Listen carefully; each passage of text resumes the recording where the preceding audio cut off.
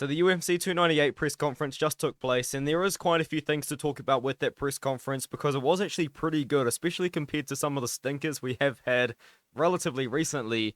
But I wanted to talk mostly about Ian Garry because Ian Garry, it was kind of his opportunity to be put in front of fans since he was kind of, I guess, like confronted online about his living situation and just a lot of things in general about Ian Garry's life, which, to be honest, I understand that it was kind of pretty rough for him that period of time, but also, like, I don't think he dealt with it very well at all. And this opportunity here in the press conference was Ian Garry's opportunity to be put in front of fans and maybe his opportunity to potentially win some people over. And I think it's coming pretty clear that Ian Garry's plan has failed. And I guess it's a pretty broad statement to say, like, what is Ian Garry's plan in the first place? But the main thing, I guess, was Ian Garry. I think he was trying to become a superstar. And to be fair, it has worked. He's a very, very popular fighter. But unfortunately now, I feel like he's more so popular for the wrong reasons rather than what the right reasons were for him.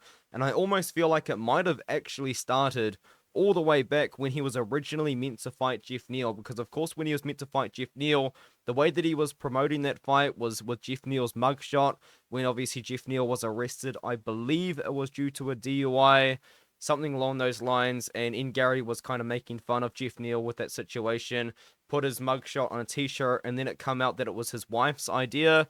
And then obviously he was then fought Daniel Rodriguez, and then he tattooed, I believe, the number 15 or number 13 or something like that on his shin in the same font that Daniel Rodriguez had a chest tattoo, which is a bit weird. And honestly, I understand that's the point of it, to be disrespectful, but it's just a bit odd, to be honest, for me.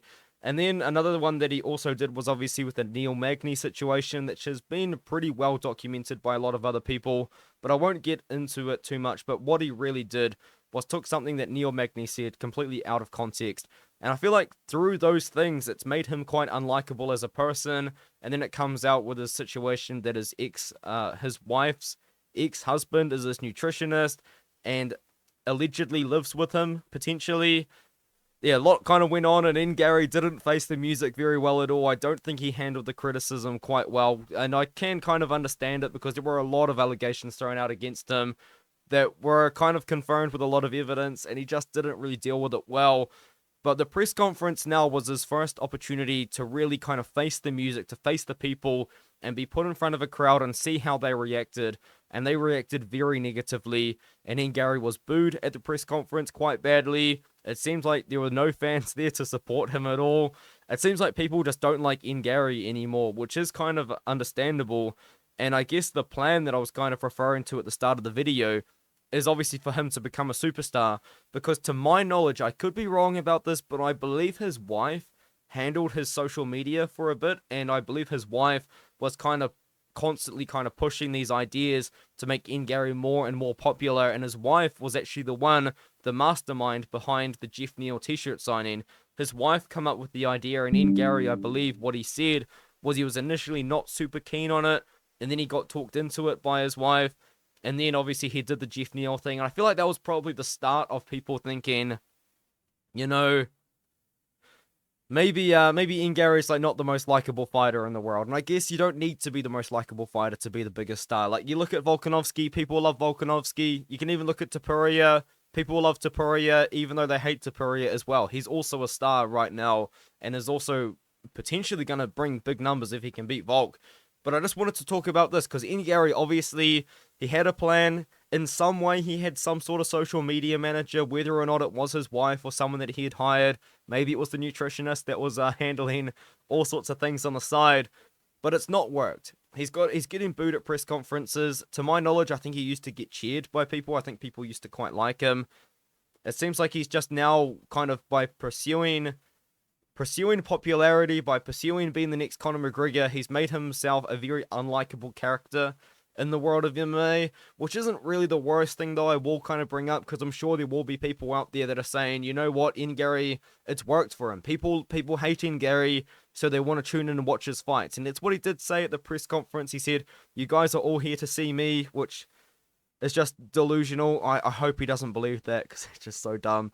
I'm pretty sure the biggest draw on the card is Volkanovski versus Topuria, just to kind of make that pretty clear. And even then, I'm sure people are probably more excited to see Costa return against Whitaker.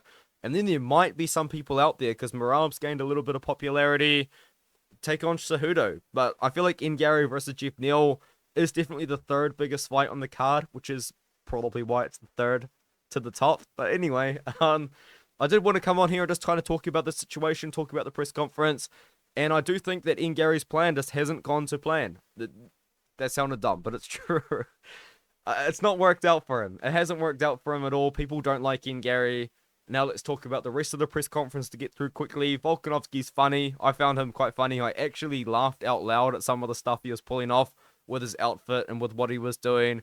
Paulo Costa even come out to wake him up at some point because he was pretending to fall asleep as his like old man character that he's putting on now, since I believe the stat is, I believe fighters over 35 years old aren't winning titles or haven't won titles for a long time.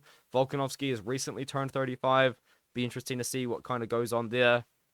And then Topuria, I will be honest with, everyone says this. Everyone says like someone that's trying to be a heel is trying to be like Conor McGregor.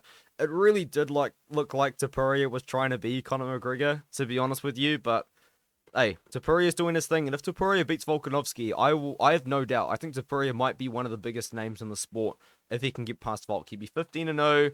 He's a young guy. I think he's very young, if I'm not mistaken. Is Topuria like 28, or is he younger? He's 27. He'll be a young champion.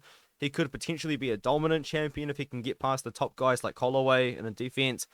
Topuria could be a star, and this could be the making of it. I am picking Volk, though, if you do see my breakdown, but it was kind of fun from Volk. Whitaker and Paulo Costa just kind of talked. Costa didn't really get up to much, except for shoving in Garry down the stairs at the end. Merab and Cejudo had an interesting thing where Merab kind of pulled out a Mexican flag, and people were cheering for Merab, which they will not be doing during the fight. If Merab is winning, that will be the most boring fight of all time.